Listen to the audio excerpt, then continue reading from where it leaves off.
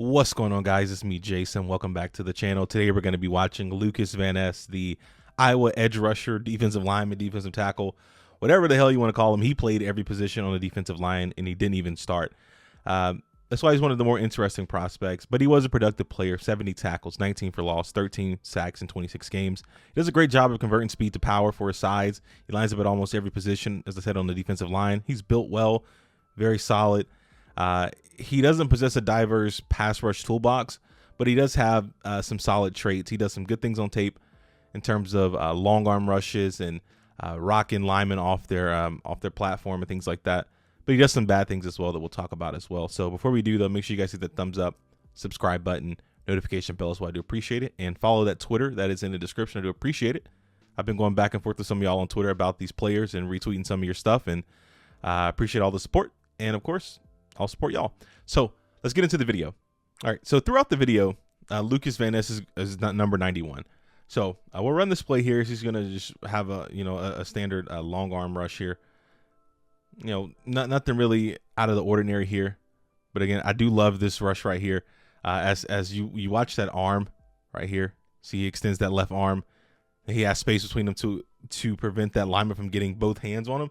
So he does a good job of just with that left arm forcing that lineman back, rocking him off his platform, and hurrying the quarterback. This is a solid rep here. Again, nothing special, nothing out of the ordinary or anything like that. It's just a solid rep for the player. So the next play here we're going to watch is actually going to be Van Ness actually inside a 3 technique right there, rocking back on that particular guard there. Again, a good rep here. Again, you see that left arm, or at this angle, that right arm, as he's going to rock that lineman back with just one arm. This is what I mean when I say he has power. He's strong at the point of attack. That's one arm. You can only imagine what he could be or what he would look like as a player if he had both hands on a particular lineman. But I want you guys to keep this play in mind, because when we get to some of the bad things, this particular lineman that he's going against is going to pop back up again, and we're going to watch him. You're going to see what I mean about how he does have some inconsistencies on tape. So the next play here, he's up top rushing right there, getting some solid pressure, pushing back on Paris Johnson. Very good offensive lineman. That's a hell of a rep. Can't really ask for much else. So we'll break this play down for a second. Fires off the ball again.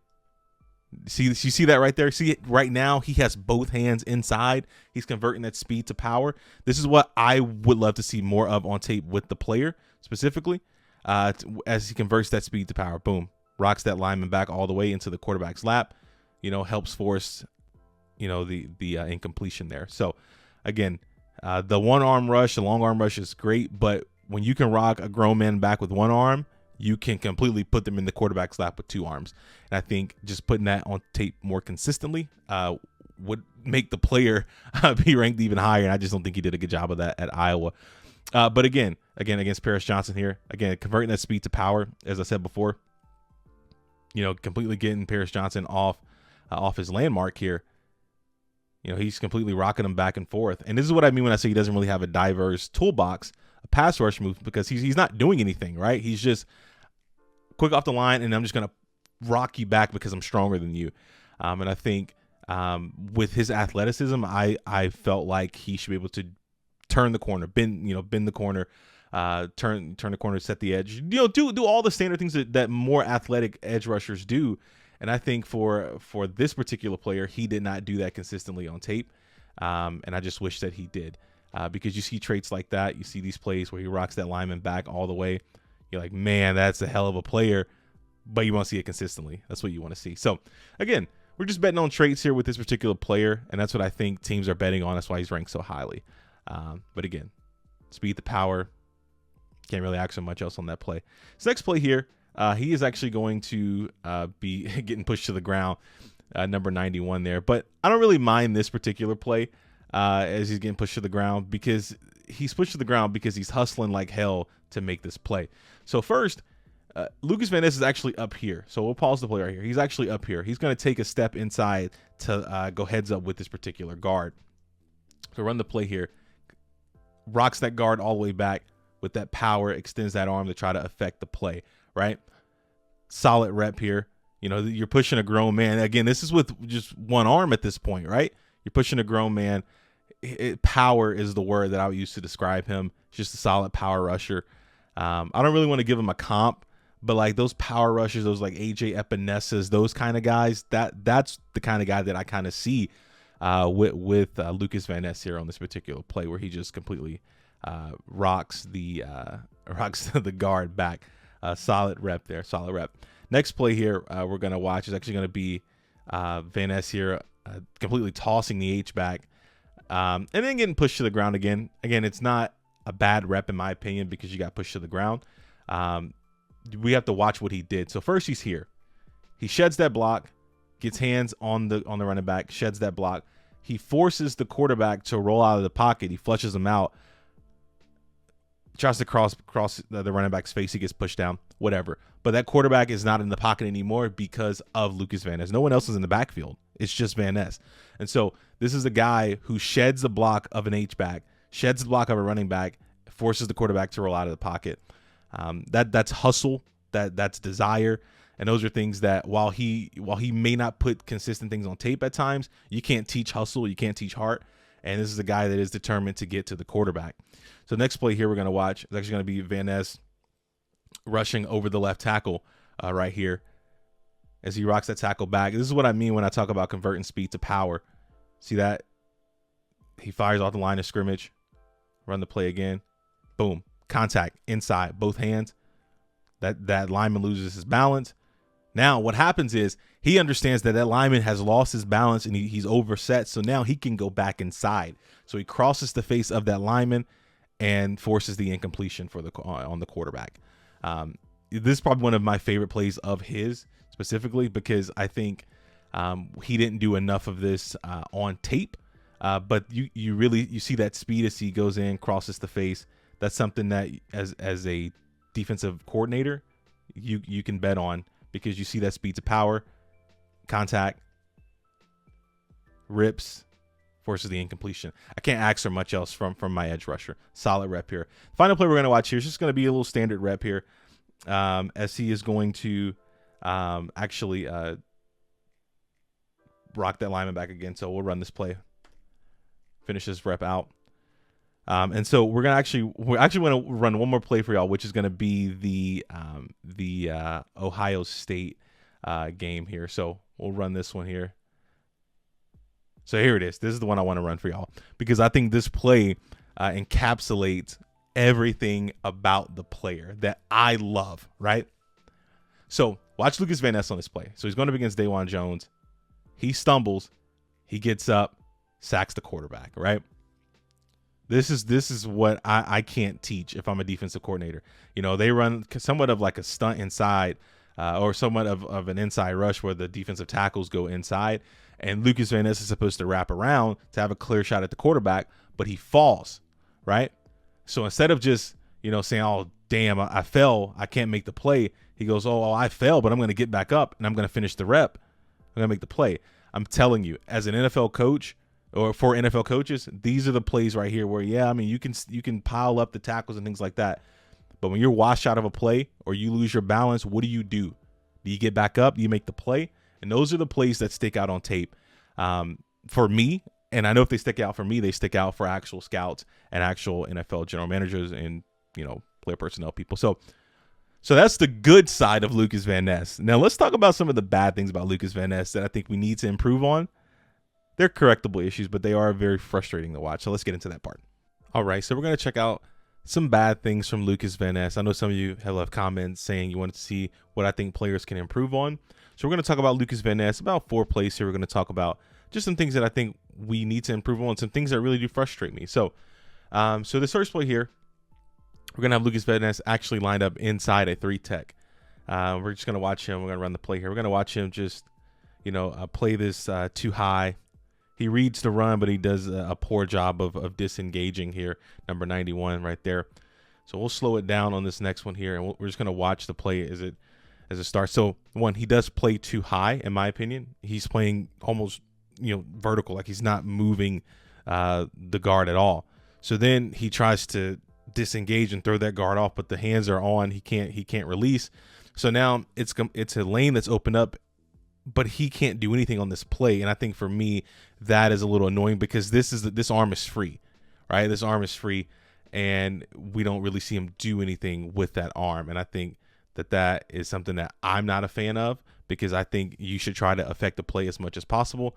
Like right here, like extend that arm, try to hit that ball, try to force a fumble, try to slow down the runner. And I don't think he does that at all when he's playing inside. And this is just one of those plays where you see it happen in real time. As we'll finish this play out and then run to the next play here. So this next play here, we're actually gonna run it back for a second. So here's Lukas Van Ness, right? So we'll run the play here. You guys tell me what you see. See a guy just get driven into the dirt, right? So the first thing, I think this is a bad rep because he gets thrown into the dirt. I don't like that. And my defensive linemen or my edge rushers, I think even if you're not affecting the play, you should have the ability to stay upright. So on this particular play here, as we'll start it from the beginning. So first, he's gonna have a strong punch at the line of scrimmage on that particular guard or tackle there, and then that tackle is going to cause him to lose his leverage. So right here, see how they're kind of leaning almost at an angle. So now Van Ness has no leverage whatsoever, and now he can't get free, right? He can't disengage, and so that run actually goes right to where he is. As we'll take the run the play here. He's there. He has eyes on the back, behind the pulling lineman, but he can't make the play because he cannot disengage when he is playing in the run. And I think that's a part of his game that I feel we need to see some serious improvement on there. Again, as he just does not do a good job of disengaging on this particular play. So this next play here, Van Ness is actually going to be the one getting pushed to the ground here. So run it here. He's actually going to be right here. So run the play back for a second. Let's talk about it. So first, this is what we talked about in the very first play that we watched, right? He's playing entirely too high. See that? He's playing too high. And then what he does is, instead of correcting his leverage, he completely puts his head down and just goes head first into the chest or into the chin of the lineman, and the lineman just pulls him to the ground because there's no technique.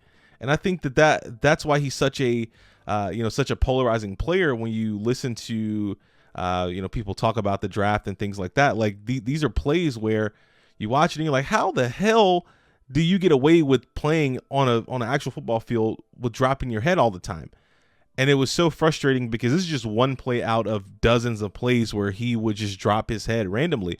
And I just think on plays like this, if you keep your eyes up, you keep your head up, you can be successful. You can affect the play. Where this play right here, as we'll run it one last time here, this run is going to stretch outside. He has no idea where the run is going because his eyes are inside on the lineman. That's not proper technique, and that's why it's so frustrating to watch him. And so he's one of the only players where I see him and I'm like, I understand why he's mocked highly and I get the traits, but this is a guy that I would not want to draft for my football team. There are things in his game that are like Pop Warner things that he does that bothers me personally. And it's not a personal attack or anything. You guys wanted me to talk about some of the things that these players can improve on. This is the number one thing right here. Keep your freaking eyes up. Stop dropping your head to rush. You gain nothing by dropping your head to rush. You actually get thrown to the ground. So that's frustrating to watch. Again, to the ground. It's bad football. So this next play here, pause it for a second. Here he is right here. Is Lukas Van Ness. So we'll run the play.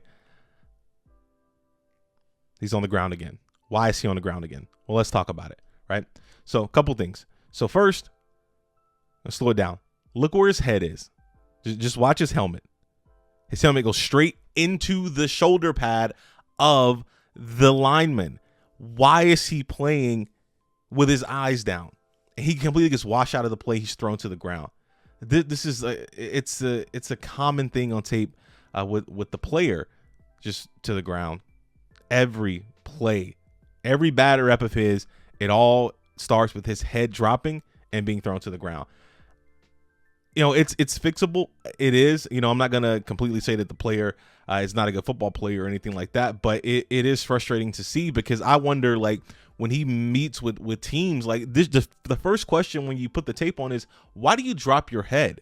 Why do you feel the need to drop your head? And for me, that's a question that I need an answer to before I draft this player, because, you know, everybody up here you see, he's playing, you know, his head's down too, but like where players playing upright, even the blitzing DB is playing upright, right, on the lineman, but his head is into the shoulder pad of the lineman, and that's a technique that does frustrate me at times. So hope you guys enjoyed the video, though. Make sure you guys hit that thumbs up, that subscribe button, notification bell, so I do appreciate it. Tell somebody about the channel. The Twitter is in the description as well. Make sure you hit that follow button. I appreciate it. Y'all be good.